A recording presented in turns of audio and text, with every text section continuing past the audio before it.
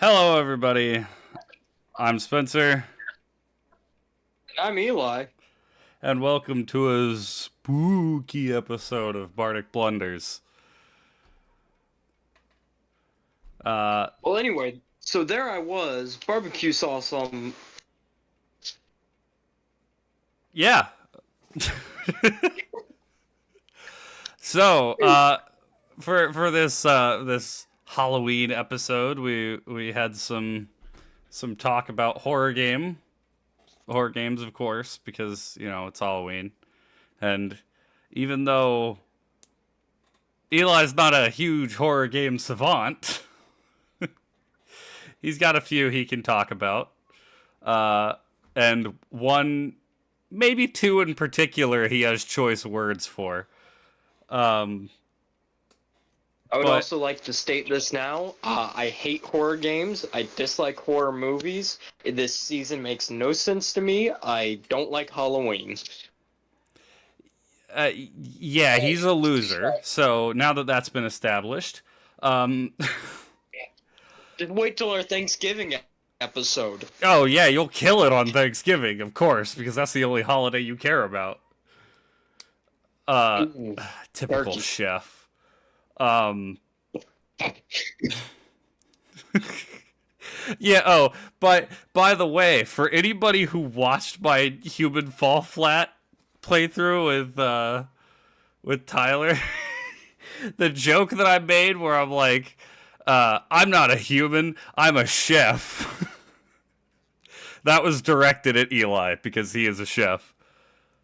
I don't know if I told you about that joke before, but I made a joke Oh about no, you. that. Uh, Good. I'm creeping into other videos without creeping into other videos.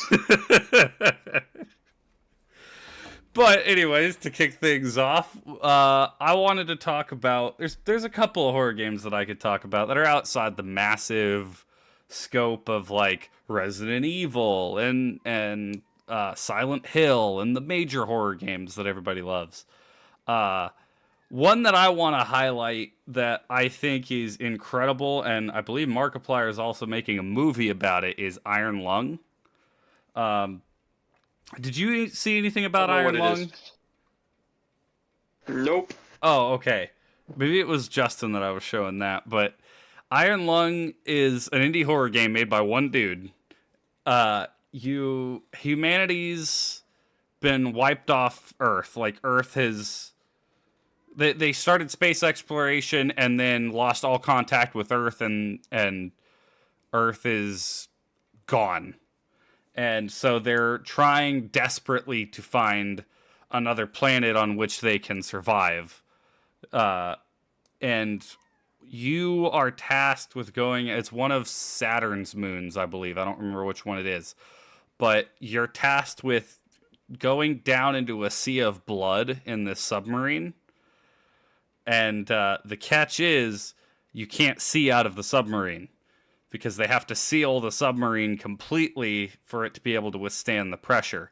So the porthole on front gets a metal plate put on front of it so you can't see out of it. And your only method of seeing the sea around you is a camera, where you'll take a picture and you can see what is around you. And you have to go find these certain landmarks. So you're navigating through the sea of blood with only a camera for you to tell what's your surroundings look like. Absolutely terrifying game, and it is.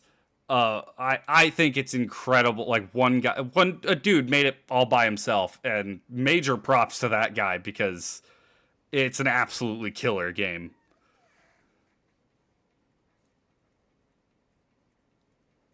But Yeah, no thank you. well, You how said about sea of blood, and I immediately was like, no thanks. that's fair. Um, so what's a horror game? Which horror game would you like to kick it off with? Would you like to kick it off with Salt or Respect?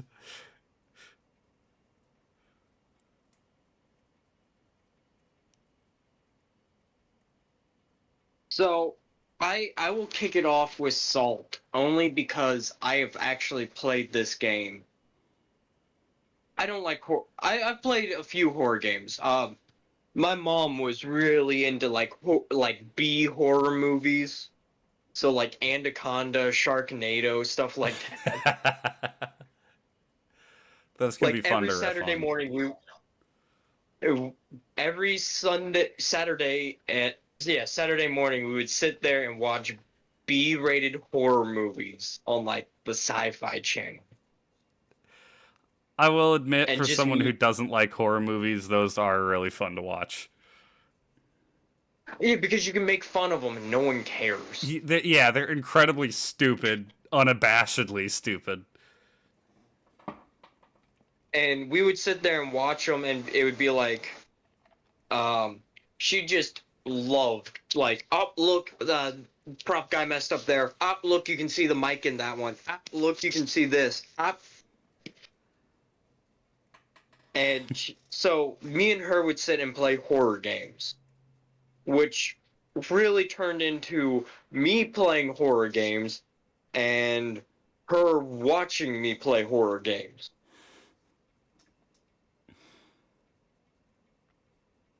So I played Layers of Fear. Good I game. I abstain from horror games because of this horror game. There's nothing you can do. It's just like you walk through hallways and interact with stuff. That's it. Yeah, a lot of horror games that are like that. Yeah, there's no like fighting back. It's like you just have to be smart. Don't pick the way to go. So I had made it through the entire game without dying. I have gone. I was like, okay, and I'm walking down the final hallway. I can see the door to the final room, and it's open. And I'm like, okay, just gotta get down this hallway. And so as you're playing, it's like other routes will open up, and you're like, okay, let's go through these doors. I'm like, okay, this is the final one. And the spoiler alert for Layers of Fear, it's your daughter who's gone psychotic, who's trying to kill you. Okay. So I see her. I'm like, okay, I don't go that way. And a door opens up on my right. I'm like, you know what? I'm just going to go through that door because there's always other ways around. Went through that door, got killed by a bunch of baby dolls. I spiked my Xbox controller and I was so annoyed. And my mom sat there cackling.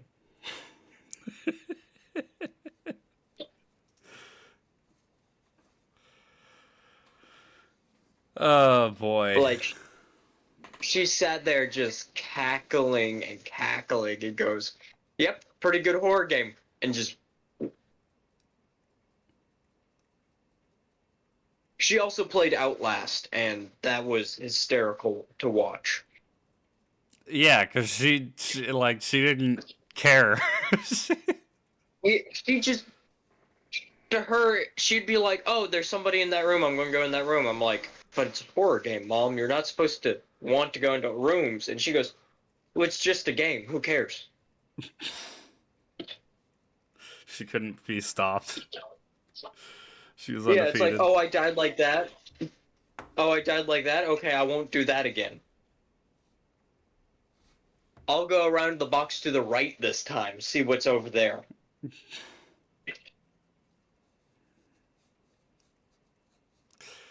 She was a very weird woman when it came to horror. Just not an ounce of fear in her. I wish, like, horror movies don't bother me at all. There's I don't know if you've seen the super famous scene from Insidious where it's like during the day and they're just talking about the demon, and then it cuts to the guy and the demon's over his shoulder, and like it's supposed to be really a really good scare because it happens when you're not expecting it. Like they're not in a tense moment; they're just kind of sitting around a table, and he pops up when the camera cuts back to the dude. And I saw that scene and I died laughing because I'm like, what's with this Darth Maul looking MF sitting here over this guy's shoulder? What is that? I could not stop laughing. And everybody else is like, it's a scary scene. It's supposed to be scary. I'm like, it ain't scary. However, horror games. There was only one movie my mom ever said she could not finish watching, and it was a horror movie. And it was the Blair Witch Project. I've never seen that one. I've heard it's really good, but I've never seen it. She said, one, it made her motion sick, which it's like found footage. Oh, so yeah, I hate that found footage thing. I know it was revolutionary with Blair Witch, but I really hate it.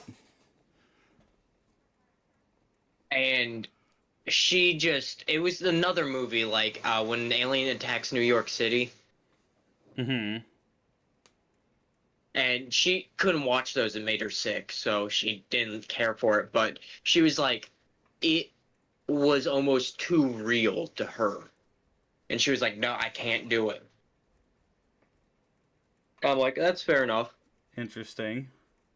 Yeah, I've never had a horror movie, not since I was a kid. Like, when I was a kid, yes. Like, when they did that remaster of The Exorcist, or the remake, whatever, that scared me when I was a kid. But I was also like 8, maybe. I think I was pretty young. I don't remember when it came out, but I was young. I mean, I couldn't watch the Alien movies as a kid, and then I was at Dragon Con and they played all of them, and I just sat there and watched all of them, and they didn't bother me. I was like, these are actually pretty cool movies. I still haven't seen the first Alien. I've seen Aliens, and I love Aliens. But, I really... I was also scared of Jurassic Park, but I was also, hate to say this, I was kind of a scaredy cat as a kid. Yeah, I mean, I was too. Dude, the big sister from BioShock 2 scared the ever-living crap out of me as a kid. I was at a friend's house, playing it, and the big sister shows up, and I'm like, keeping it cool and like everything. I had nightmares about it.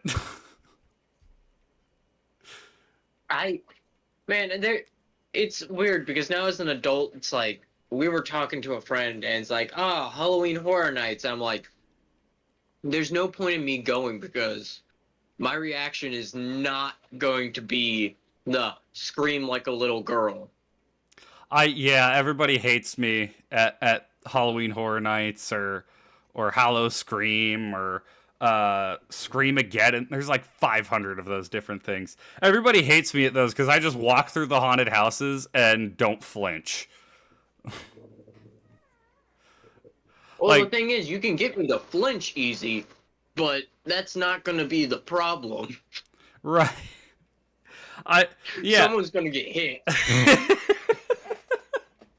See, I don't do that. I'll walk through and I can tell when the scares are gonna pop up because they make it kind of obvious, and I'll just walk through and be like, "Oh, hey, what's up?" and then just keep walking.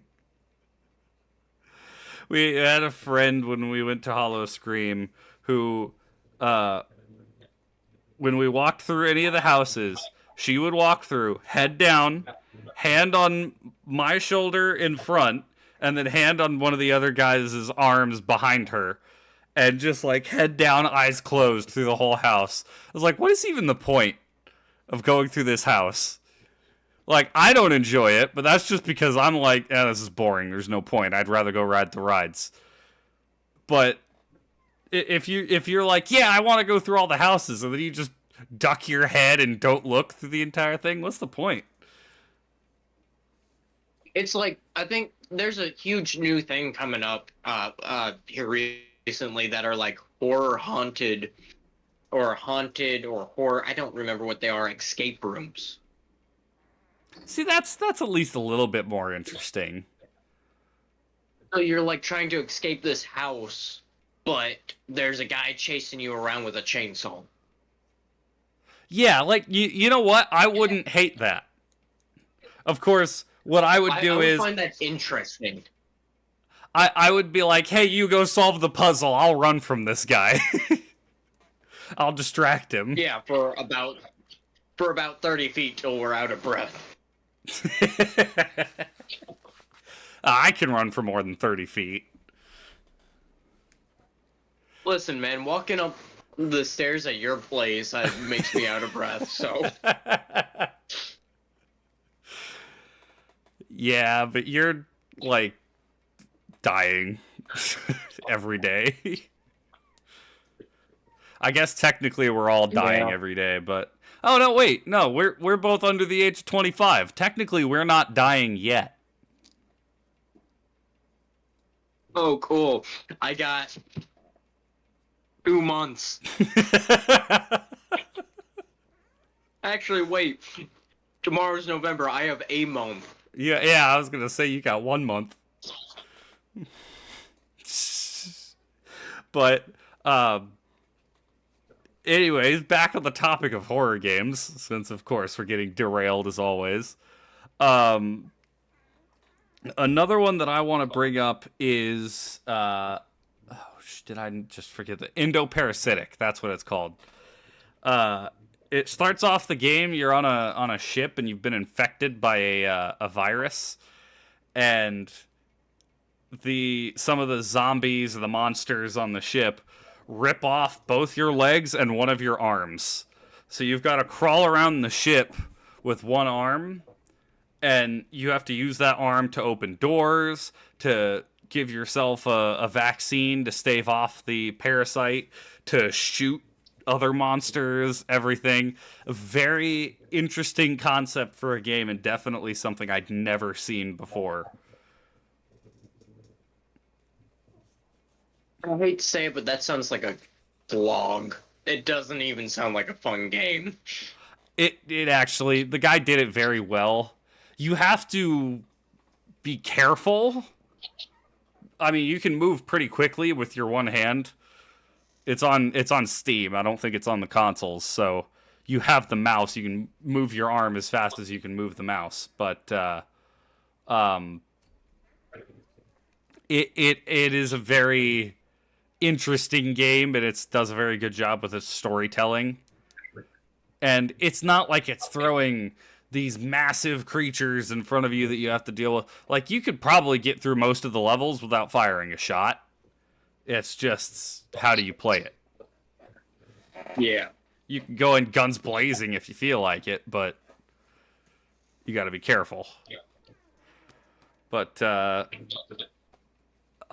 what's another game that you want to horror game you want to talk about?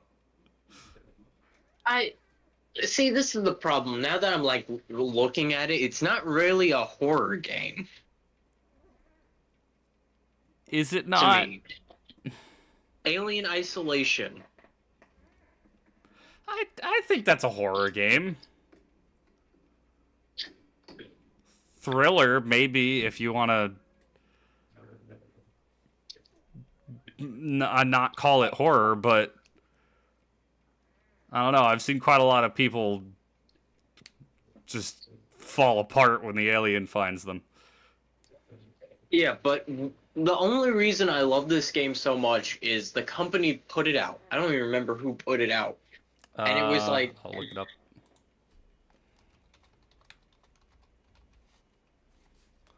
But they put it out, and it was on the Xbox when the Xbox had, like, the built-in Kinect.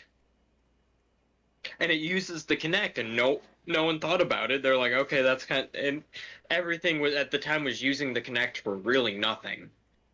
Yeah, you had, like, Connectimals and some of the motion tracker games. It wasn't super good. It was Creative Assembly that put it out, by the way. And they had your Kinect used, and it's like, oh, that's cool. And then you would scream and be like, oh my god, you get away from the alien, you're sitting in a thing, and you're like, oh my god, I made it, I survived. And then it would come and open the door, and you're like, what? Because it was using your Connect mic. It was picking up your audio. So the alien would walk by and you'd be like, oh! And the alien would just turn and be like, you. I found you. And they made a smart AI for it where it's like, oh, you're in a locker? Now I'm going to check every locker I walk by. Yeah, if it catches you, I believe if it catches you but doesn't kill you. I don't think it just adapts that way, where it's like, oh, you've been using lockers a lot. I think it actually has to find you in one of your hiding spots, but if you manage to survive, it then learns and is like, oh, okay, I know where you are. You hid under the desk. I'm going to look under every desk now. Which is diabolical. Like, it was... I hate to say it, but horror games do probably have the market on the inventions into other games. Oh, yeah, there's a lot of concepts that have come from horror games that have been adopted by a lot of other games. Like, look at the old video games, like first-person shooters. You could carry all your weapons. It didn't matter. You didn't have an inventory. And then Resident Evil came out and you had an inventory. How many games had inventories after that? Like almost every game ever made.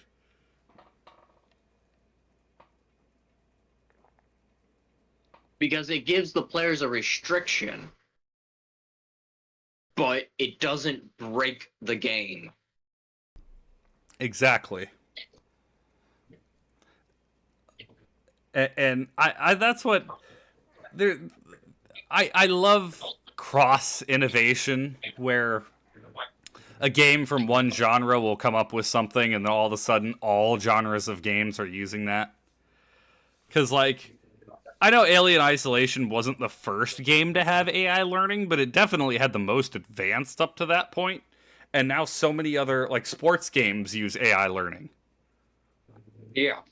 You play Madden, you play NHL, they will learn your tendencies, although they don't adjust the same way. The alien would be like, "Oh, I caught you. Okay, this is how I'm gonna." In Madden, at least, it will move hardcore. It's like, "Oh, you beat this team by running the ball a lot, and you found this one play that works really well. Okay, that play will never work again." Yeah. Like, okay, if you try and throw that receiver ever again, the ball's going to get intercepted. So definitely Alien Isolation had some of the best AI learning in games. Probably even still to this day. I know AI is getting a lot more advanced, but I haven't seen any AI as advanced as the Alien AI. Oh, you're cutting out. Oh. Technical difficulties. Sorry. Okay. There we go. Probably. Yeah, I'm back. No, you just started sounding like what? So I was like, I was getting Uh-oh. AI learning. I'm like, Yeah, you're getting choppy too. no. I don't know what the deal is. We've not had this problem before. Probably because my internet sucks. So does mine. But the last horror game that I really wanted to mention.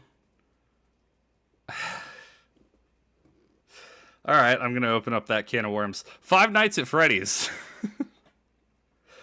I think the original Five Nights at Freddy's is one of the most innovative horror games ever. I think the change in, oh, you're not going around to find items and having to avoid enemies and everything. You are stuck in one spot, you cannot move, and the things are coming for you, and you have to keep yourself alive. That was a brilliant choice, that I don't think any game had thought of beforehand. And even though it's spawned a bunch of unfortunate clones, and also now a movie, which I have to go see, I still don't think the new things should taint the original game.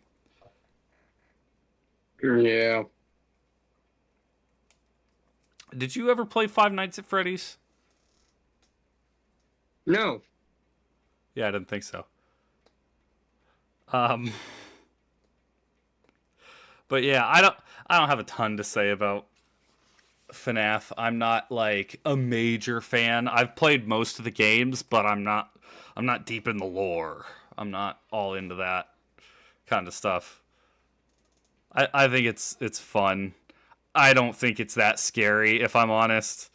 You get jump scared once, and then after that, it's just like every time you get jump scared, you're like, oh, well, I lost. I gotta start over. Like, it really doesn't hold up with the scariness, but I do think the idea was brilliant at the time.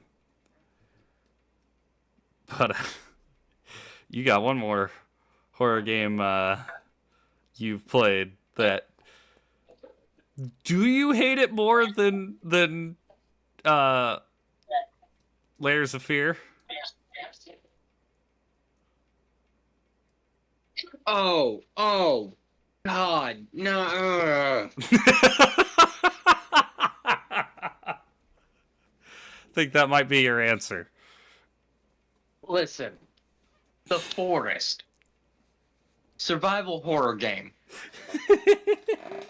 We have a friend who is the least scarable person possible. This man scares people for... There's a running joke that he's a mass murderer in our friend group. He's not. Really great dude. Really lovely person. But he is so deadpan, doesn't react to anything. You could throw a live grenade at his feet, and he would just look at you. The best example of this, I won't say the name of the pizza place, but he worked at a pizza place with Eli, and they were cleaning out stuff from the roof, or somebody had to go up into the roof for some reason, and they were checking the AC lines. Okay. So the ventilation stuff. So we were poking our heads up there. Wasn't it the owner that was sticking his head up there? And he just pulls a knife out of the ceiling, like a whole kitchen knife. It was less just a knife, more of a machete. No, it was like a machete. Oh, it was a machete? Oh, I didn't remember that part of the story. But then, without looking up, our friend looks up from making a pizza and goes, "You have found one. There are 99 more. Good luck." And went back to doing his work. And we all just kind of stood there in eerie silence as we're like, I don't feel safe anymore.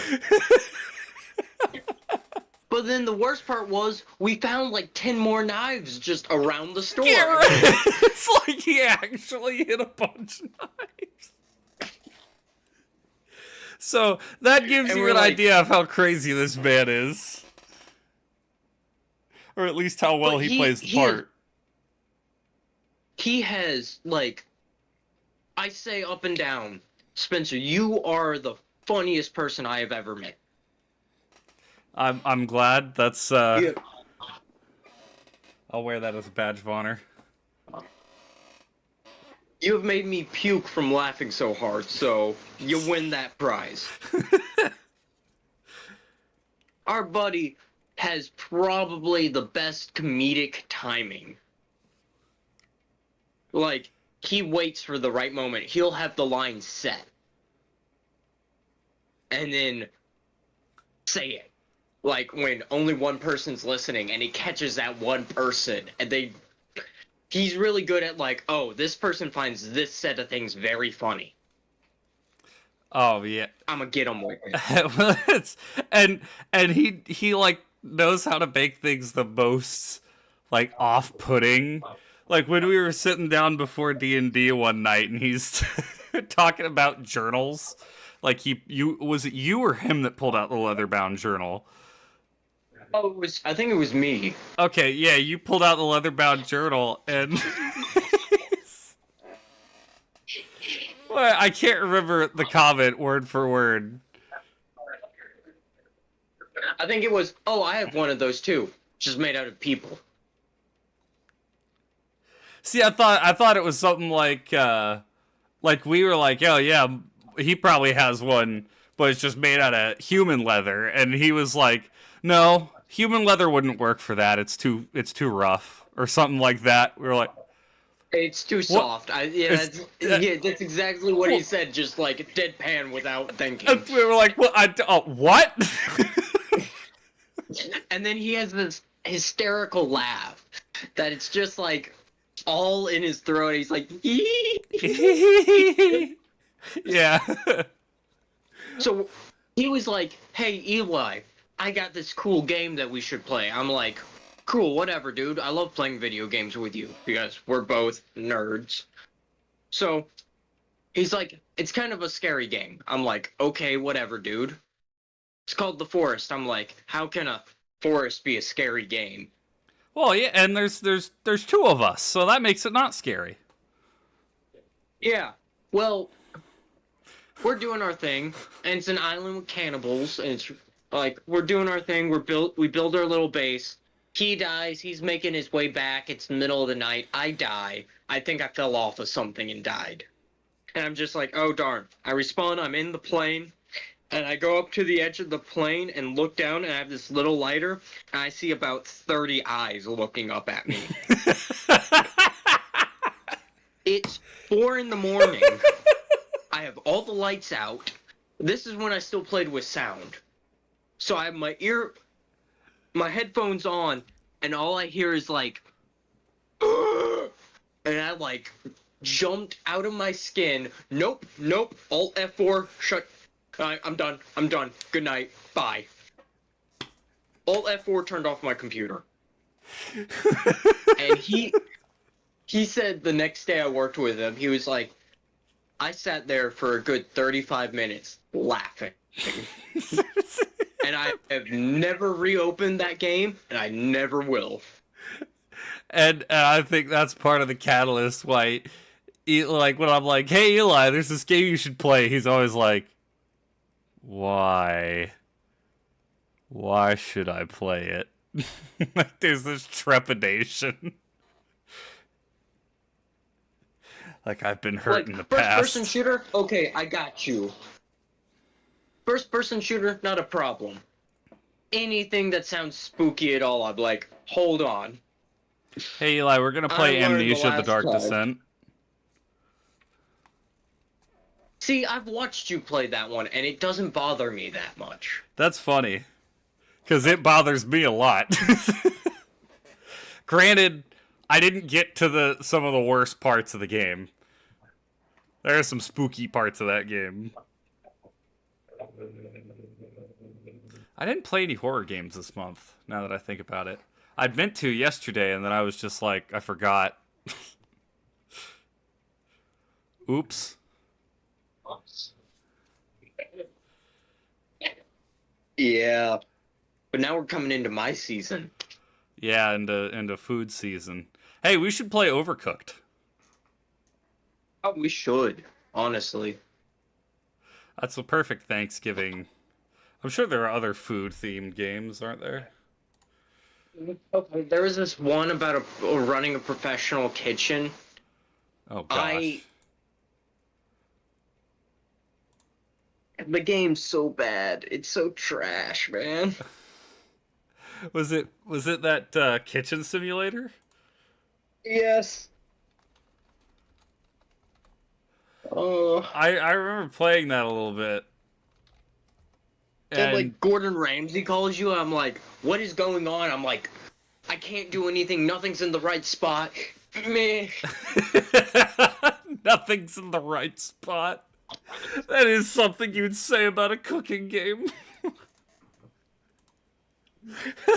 Why do you have meat above veggies? Eh. Oh boy.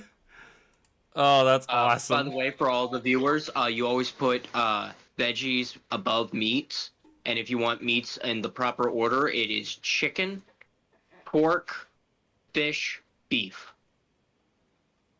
Oh wait, no, you swap. It's chicken, fish, pork, beef. For some reason. Is that like from bottom to top? Yes. Okay. Chicken's the lowest. I was doing a hand gesture, but you can't see my hands. Fair enough. I do that all the time. Yeah, I do chicken was like you have to keep chicken on the bottom because it ruins everything. Uh, Yeah, chicken, poultry of any kind is terrible. Really good to eat, really healthy for you, but in any spot, it's just terrible. trying to store it Yeah. and cook, you have to be super careful cooking with it too. Like you can't even let something let one of your other foods touch the air that chicken has touched, otherwise it's all ruined. I,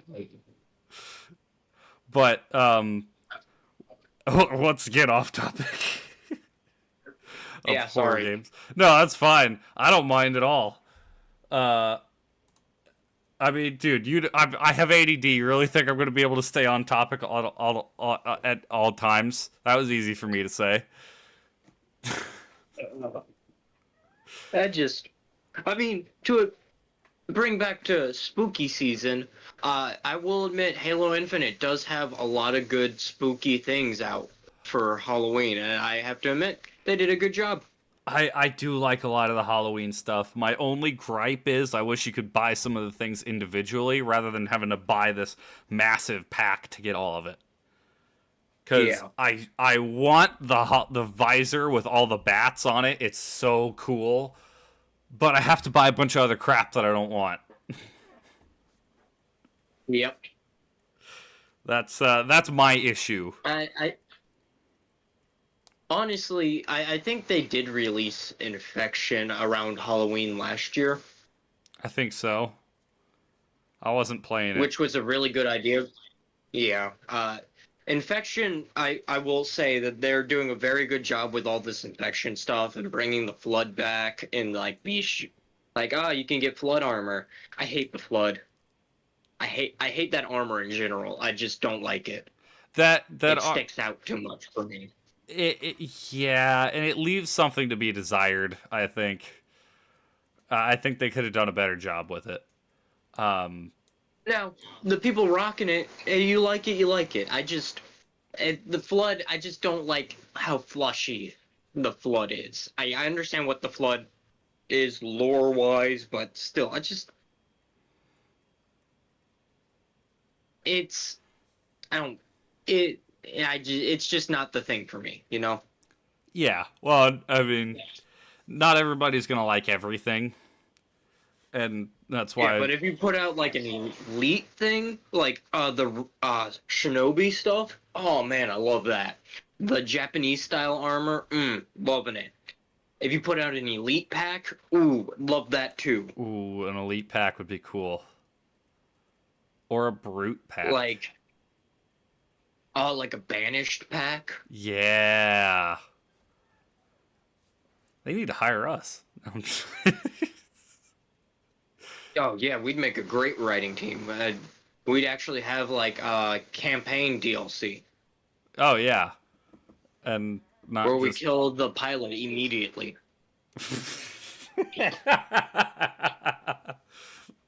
Poor guy doesn't deserve it. I He's the final boss of the DLC. Come on, at least give him that. Oh, yeah, where we just walk. He's like the stormtrooper from the the Jedi game. From Fallen Order. Yeah, just bonk dead.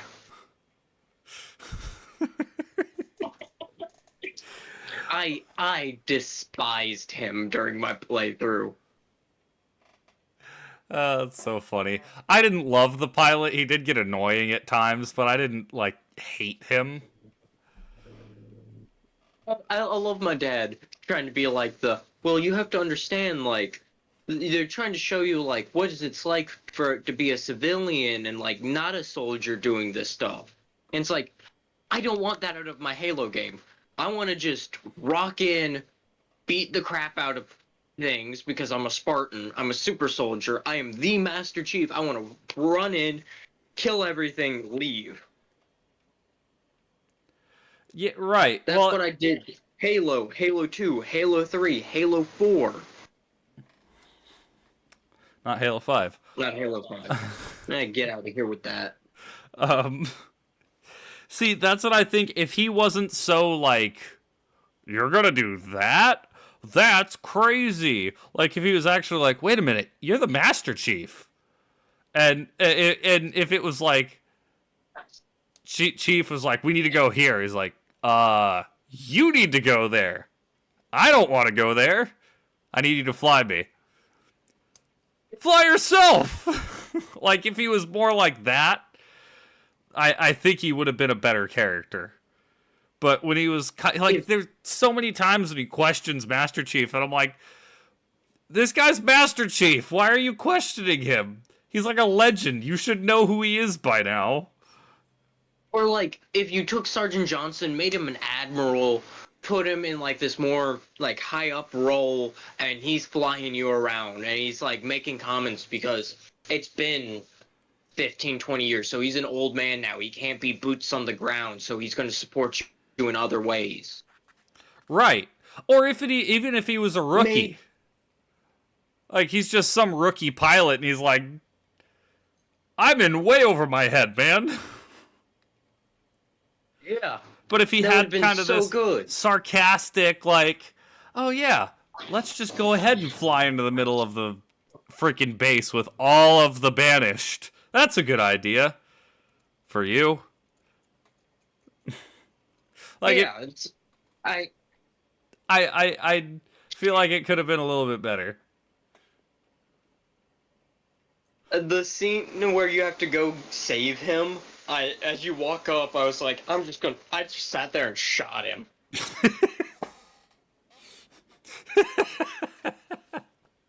Or, you know what? It took me 30 minutes to get this battle rifle. It would have been really cool, too, if he is kind of that cowardly through most of the game, but then at a certain point in the game, he's like, no, you know what? Chief needs my help. I'm going to go help him.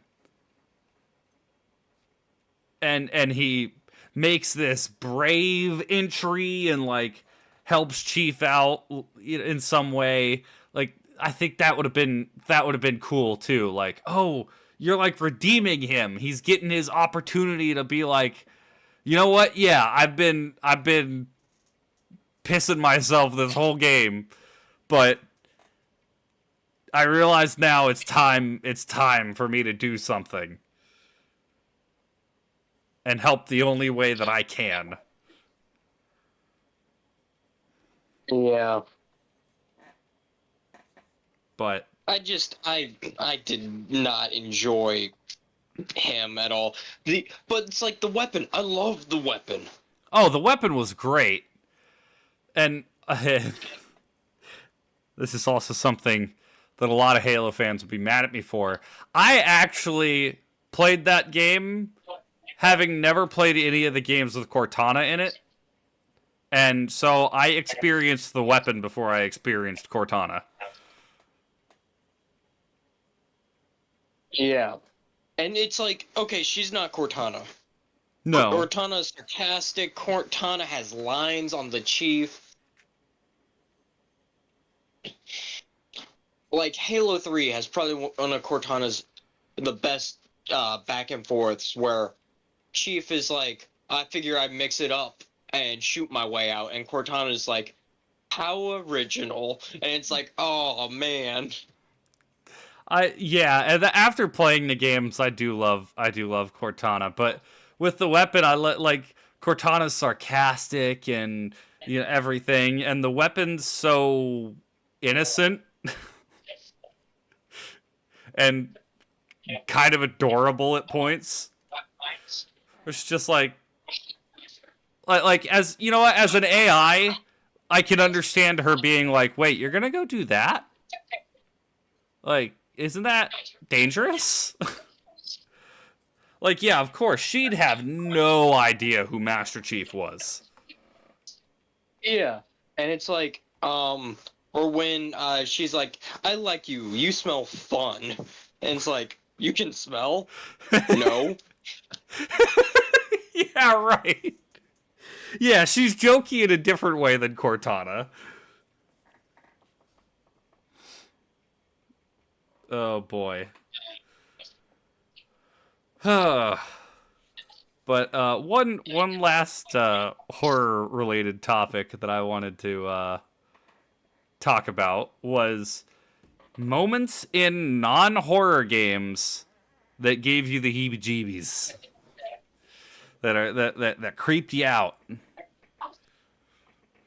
I have a couple examples that I could go to.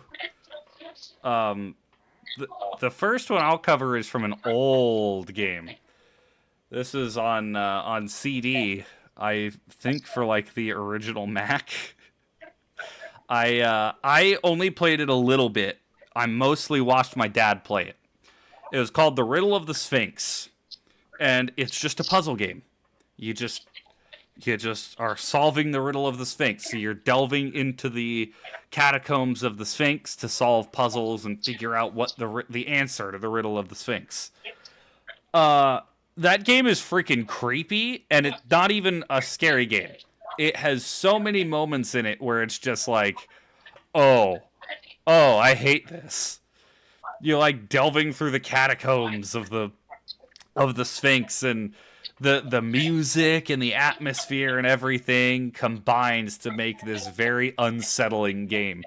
There is not a single jump scare in the game. There's nothing creepy in the game. It is just like, I hate my life and I want to get out of this Sphinx now. And it does not let up through the whole game. It is creepy through the whole game. But there's no payoff, which almost makes it worse. Like, I think I'd rather something jump out at me and be like, oh, okay, there was the tension. But when there's nothing to relieve the tension, it just gets worse. Yeah, I like the BioShock series is so like gosh, BioShock. Little sisters and big daddies. Oh boy, yeah. Every time you walk into a room with a big daddy, you're just like, well, I know what's about to happen here. This is gonna be fun. And then the sequel with the big sisters. Oh gosh, I hate the big sisters. Oh, especially the intro cutscene with the big sisters is so freaky. Like, that scared me as a child when I saw that. Actually gave me nightmares. Another one I got, a Game Boy game that I don't know how many people will recognize. It was a Nancy Drew game. I don't remember the subtitle for it, but it's a Nancy Drew game on the Game Boy. And you're trying to solve a riddle or a mystery. I don't remember what the mystery is at this point. It's been long enough since I played it. In this old mansion. And there's a couple of people you can go around and talk to, and as you're solving the mystery, but most of the mansion is just abandoned. Oh, yeah, it was called Message in a Haunted Mansion. Yeah, even though it's called Message in a Haunted Mansion, I don't believe there was any horror elements to the game. But boy, did it creep the absolute crap out of me as a kid. Oh my gosh. And there's like, there's so much about it that I could explain that is creepy, where it's like delving into the basement and going through the back rooms, finding a hidden room behind a bookcase and going through these back rooms. And there was one room in particular where when I was a kid, when I grew up a little bit and I played the game again, I realized that the room catches on fire because of arson. But when I was a kid, I didn't know that, so the room just magically caught on fire. And Mm. every time I played the game after that, I would hate going into that room because I'm like, is the room going to be on fire again? I don't want it to be on fire. Like it was really, oh man, that game disturbed me as a kid. I'd love to try and play that game again, actually, now that I'm grown up, and see if it messes with me the same way. Yeah, that. But we were just talking about another example with Halo? Halo, yeah. OG Halo with the flood? Oh gosh, dude. I played that like 2 months ago, and it scared the crap out of me. Oh man, that the introduction of the flood is so good. Okay, you know what? Yeah, You go ahead first. I have a question about the flood for you, but I was, I believe, 5 years old when I first saw the flood. I would have had nightmares for the next 5 years if I was that young.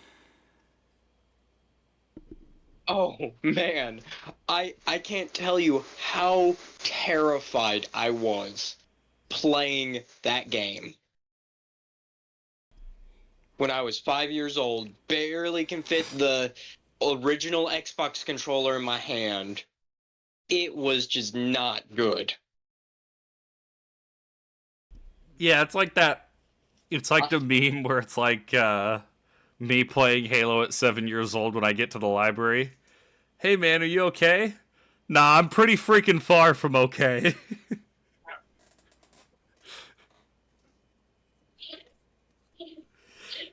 That made me. I was a kid and I broke down in tears. Yeah, I don't blame you. I would have too. I would have gone running to my mom like, there's scary things in the space game.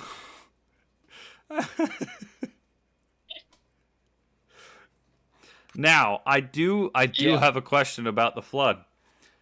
Do you think the original Halo would have blown up the way it did and become a phenomenon if not for the flood? Ooh, I. Hmm. I'm gonna be honest with you. I think it could have.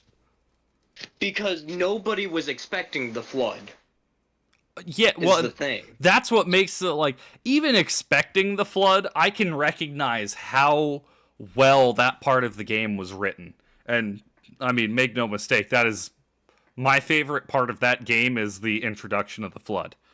Even though the next few levels, as anyone who watched my Halo streams would know, really pissed me off. The original, like the introduction of the flood, is awesome, and they do it in such a great way, and you don't see it coming at all. And you're like, oh, it's just an action game. This is just a shooter game. It's like Doom. It's like whatever.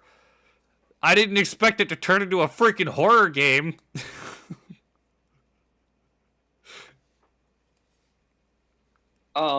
Honestly, I think it would have been fine because it would have just been compared to Doom. It would have been the next Doom. Yeah, I think it still would have been popular, but I really do think that the way the flood were played, I think that definitely helped uh catapult it into the like I don't know. Stardom. Yeah, cuz the argument it was so much like I didn't play Halo or Call of Duty as a kid. My parents didn't let me play that when I was young. I wasn't I think I was 14 when I finally played okay, I was 10, I think, when I went with my brother to one of his friends' houses and played Halo there. And that was the first time that I'd play Halo. And we played Call of Duty there as well. So that was also the first time that I played Call of Duty. But I was not allowed to own those games until I was like 14. I had to get a little bit older before my parents let me play those. But I remember all through elementary school and middle school the talk being it's Halo versus Call of Duty. But even to that extent, Halo always seemed to have a leg up because it was like, well, Call of Duty's fun because of the multiplayer, but Halo's multiplayer is fun, and so is its story. And Yeah. obviously, Call of Duty got better story a little bit as it went on, like Modern Warfare 1 and 2 and Black Ops, yeah. It always seemed like Halo was the one you played if you wanted story, and Call of Duty was the one you played if you just wanted to play multiplayer. Oh, yeah. And I don't know if that would have happened if not for the Flood. I think Halo would have just been like, yeah, it's a fun game. It might have been like Call of Duty, where it's like, oh yeah, it's got a decent story, it's got a fun story, it's unique, but it's like, what do you want to play? Realistic shooter game or space shooter game? But honestly, that's probably what it would turn into. It's like, what do you like more? Space shooter? Because this is another thing that, like, a lot of people, I don't even think you know that much about it. I am a much bigger sci-fi nerd than I am a fantasy nerd. actually, I do know about that, and that is solely because of you binging all of Star Trek Next Generation and Deep Space Nine.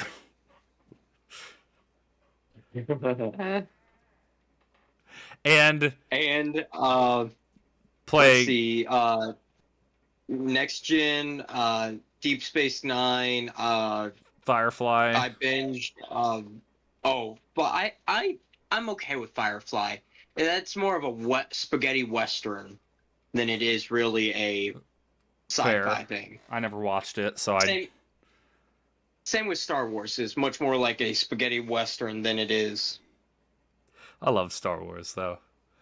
Star Wars is still, I think, my favorite. I like Star Trek, but I've always been.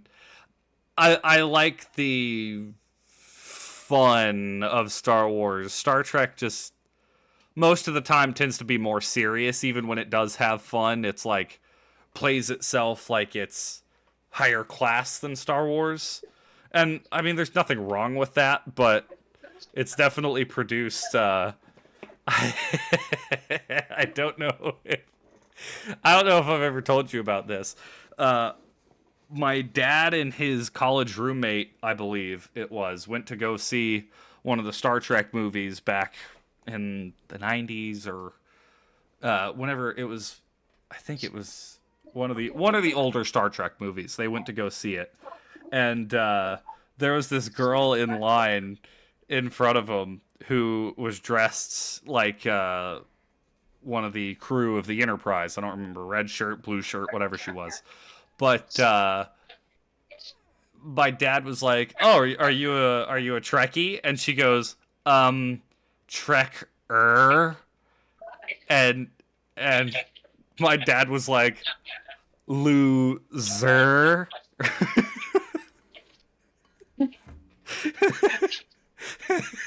But like there always seems to be this pretentiousness about Star Trek that I can't get around, and that was also because of people we worked with. I kind of gave me that vibe. Todd. Yeah. You don't have that like pretentious like, Star Trek's just so much better than Star Wars because Star Wars is just blah blah blah blah blah. Like, you don't really give off that vibe. You enjoy it because it's fun. You like it. You like the subject matter. You like what happens. Which I mean, I've not watched all of Next Generation, but I do enjoy Next Generation quite a bit. whenever I have I caught it. the only reason why I enjoy Star Trek more than Star Wars, because Star Wars, as I've said, it's this spaghetti western. It's fun. You can sit there and have fun watching it. Star Trek makes you think a little bit, and I like that like philosophy discussion, yada yada. Right. But it's just one of those things where I'm like, I like to sit there and think about it. I enjoy that. Yeah, and I mean, I don't mind thinking of like having thought-provoking pieces, but I also do like hee hee laser sword go wow. Like, oh look at it's cool too. A Jedi and a Sith fighting each other with laser swords, magic space wizards in space with laser swords. It's fun. That's why I like Star Wars, but I'm also a simple man.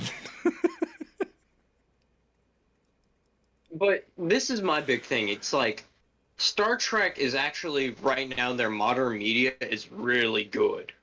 I've caught clips of the Orville, and I do like the Orville, and I've heard mixed The things from Star Trek Orville is fans. the Orville's good, but the Orville isn't Star Trek. Is it not? Is it a spinoff? It's a spin-off. Oh, I thought it was like actually Star Trek.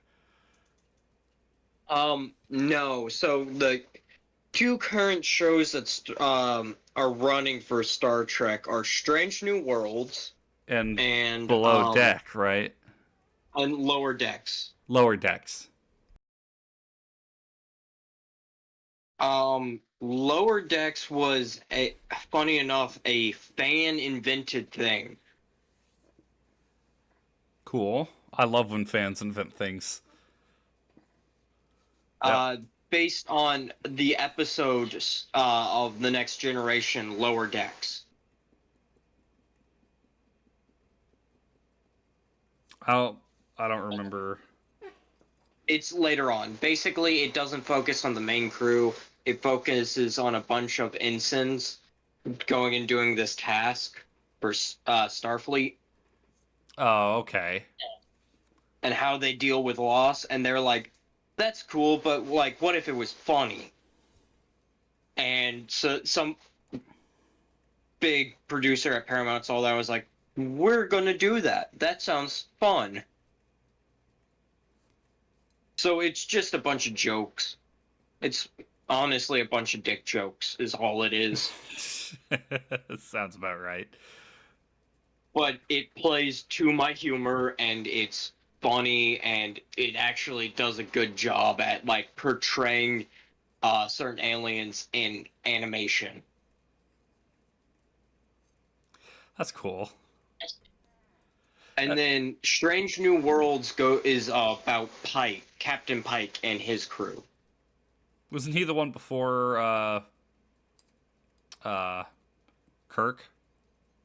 Yes, Because it's Pike, Kirk, before then the Picard. Shatner.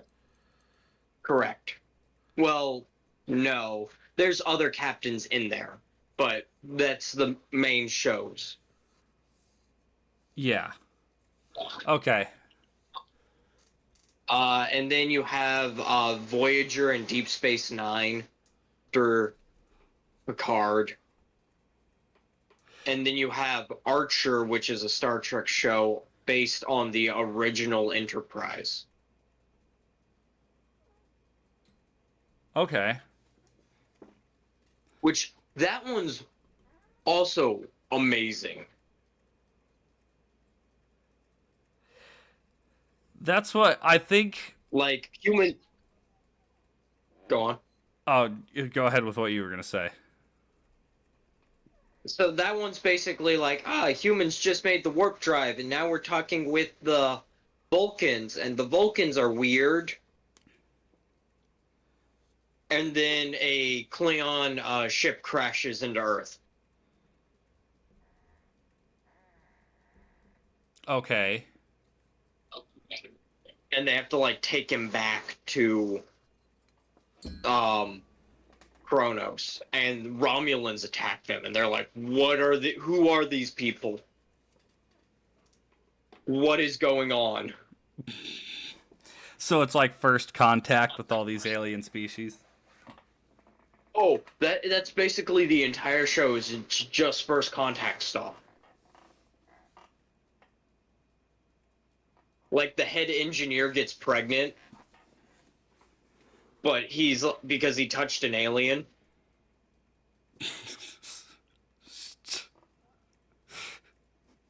Okay. Jeez. And the Vulcan liaison's like, why'd you touch them? Don't you know they do this? And he's like, no, I had no clue. I've never met them before. And she's like, you should just keep it in your pants.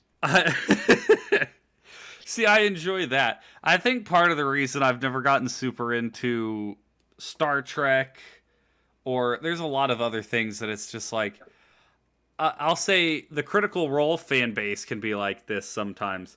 They just take things too seriously. And it's like, Yeah. these are all fake things. I have fun with them. They're a large part of my personality is I enjoy D&D and video games and movies and all kinds of things. Like, yeah, I love Star Wars. I like the Back to the Future trilogy. I like, a lot of things, but there are just some things that people take way too seriously. And there's a lot of people who like Star Trek who take it way too seriously. And I'm highlighting Critical Role specifically because it's the most popular D&D thing, and like there are some things that I find funny in Critical. I've never watched a whole campaign of Critical Role, but I've watched full episodes of it, and I think they're very enjoyable to listen to. I think it's entertaining, it's fun, but some people take it way too seriously. And I think that's what kills me on a lot of things. There's a lot of people with Warhammer that are like that too, because I've looked up things on Warhammer. I'm like, oh, I'd love to like do this for Warhammer, and like, oh, I'd get an army and paint them all whatever. And like so many people are like, no, you're a loser and you're wrong if you do that. I'm like, okay, cool. I'm not gonna interact with you anymore. I just like I don't like getting involved with toxic fan bases who take things too seriously. You play League of Legends. Shut up.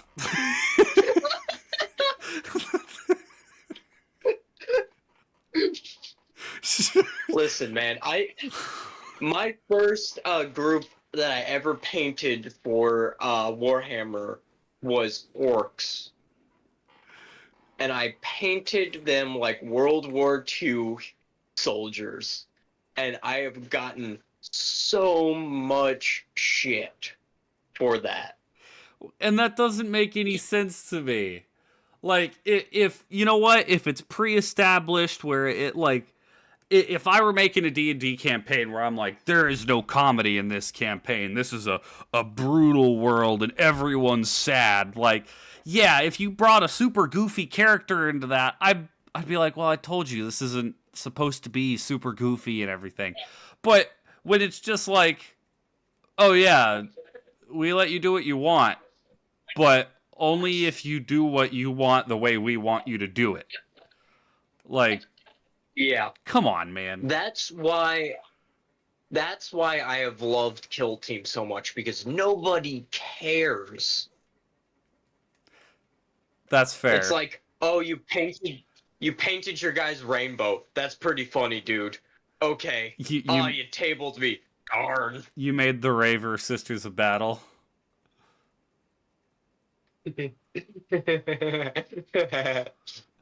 Yeah. I love your maniacal little laugh. Oh boy. The White Claw girls. The White Claw girls. The Sisters of White Claw.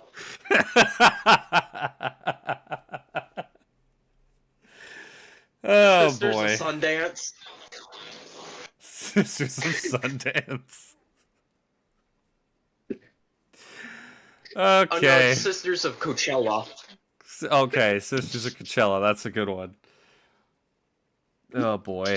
Oh, I See, I just and like it here recently, a lot of people have gotten into the no, I just want to make my own models and make them look cool, because there's two sides of Warhammer.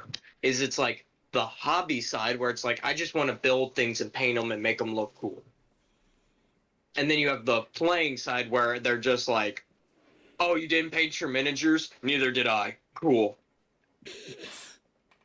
See, I saw one the other day that was like when you play Tyranids and you use edible monofilament to 3D print your Tyranids and then force your opponent to eat them whenever they kill a piece.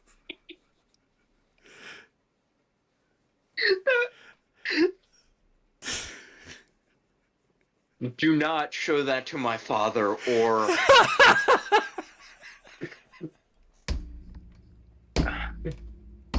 then again, I always lose to him, so it doesn't matter. Oh boy. That's one of the reasons why I'm really interested in Warhammer Old World. Which one's that one? That's like their fantasy one, and it's like, oh, you have the armies of Britannia, which are just a bunch of knights. Then you have your undead armies and your Skaven armies. Oh, okay. Yeah, I It's remember you talking basically about like I'm really interested in it. They keep pushing back the release date because they hate fans. that. I've heard a lot of people mad with Games Workshop. Games Work. I've never seen a company that hates its players more than Games Workshop, and they refuse to do anything about it. I've seen a Because company that people- hates not their players, it's their developers. But anyways, developers. yeah, Unity. Like, yeah, like look at there's a whole group of there's a whole faction in 40K that hasn't had a new model since the late 90s. Which one's that? The Eldar, the Space Elves, probably the 5th most popular faction. Hasn't had a single new model since the 90s? Well, actually, well, yeah, I'm gonna actually hear you. They just released a new kit, but it doesn't fit into any of the armies, which I bought them. They're, Eldar pirates, so they're elf pirates. Oh. They're really cool looking, but they don't fit in. You can't really run them with your army because they don't do what the other Eldar do. Okay. And then they're like, "Oh, we're putting out these new kits of the striking scorpions." And it's like, "Oh man, that's awesome." Oh, you just took resin models and made them plastic. You didn't make new models. You just recast them. That's lame. But dude, because like the top 3 factions, you have Space Marines, Chaos Space Marines, Imperial Guard, Orcs, Eldar.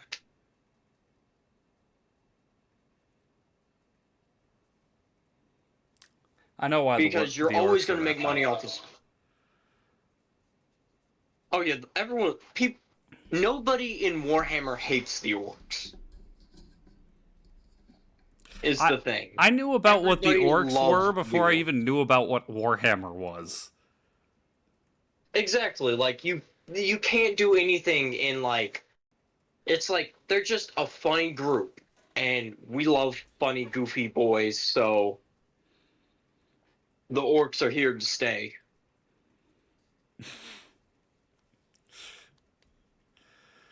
Oh, jeez. That's why purple is the best color, because you've never seen a purple. But purple's the sneakiest color because you've never seen a purple orc, have you? All right. With that, we're gonna We're gonna call it into this episode. I Wait. What? Oh wait, we're not there yet. Never mind. Oh, dude. Oh, yeah. Duh. No, yeah. The games club. Duh. Oops. Yeah, I almost forgot about that. Yes. So we're gonna start a thing where every month we're gonna pick a game, and we're gonna play through that game. Depending on the length of the game, we may or may not finish it, but uh, we're gonna try and get through as much of the game as possible. And then at the end of the month, we'll do a little game review, almost like a book club, but rather than doing it weekly because uh, we don't have the time for that, we're gonna do it. We're gonna do it once a month. So this week we are gonna do the Lamplighters League. This month. Or this month, yeah, thank you. This month we're gonna do the Lamplighters League. It's free on Game Pass, so why don't you play along with us? Whatever. I'll probably do some streams of it just because you know, I'm still off work. But yeah, that's the game we're gonna do for this month. And what's your spooky quote of the week? Oh yeah, and quotes. Okay. So I don't have a spooky quote this week actually. I was thinking about a spooky quote for a while, but I ultimately decided not to go with a spooky quote, and instead, I'm sure you heard about it. Matthew Perry died this week. And Who? Who died? Matthew Perry, Chandler from Friends. Oh, that dude. Yeah, you didn't hear about that? No. Yeah, he drowned just a few days ago in his hot tub. And they don't believe drugs or alcohol were involved, so it's likely he probably had a heart attack or something that caused him to pass out and drown. Unfortunately, he was 54. I didn't really watch Friends, but he was a main character in Fallout New Vegas. And so my quote of the week is from one of the other characters in Fallout New Vegas after Benny dies. Benny is the character he voiced. One of the other characters says, "If I know my pal Benny, he's swinging with the big cats upstairs." So that's the quote that I wanted to throw in. You know, Man. Who's gonna die next? The Queen of England? Okay, Internet Explorer. Happy Halloween, Adam. Wait. My quote. No. Go. Do your quote. I wasn't ending the stream. Oh. From Frederick Brown. The last man on Earth sat alone in a room. There was a knock on the door. I like that one. That's a good one. 2-sentence horror stories. I love those. Oh, it's so good. I love stuff like that, though. That's up my alley. That's one of those creative writing things that I'm typically not very good at, but I do enjoy hearing what other people have to input with them. But you got anything else? Nope. Anything else I'm forgetting? All right. Not that I know of. Well then, happy Halloween, everybody, and tally ho! Tally ho!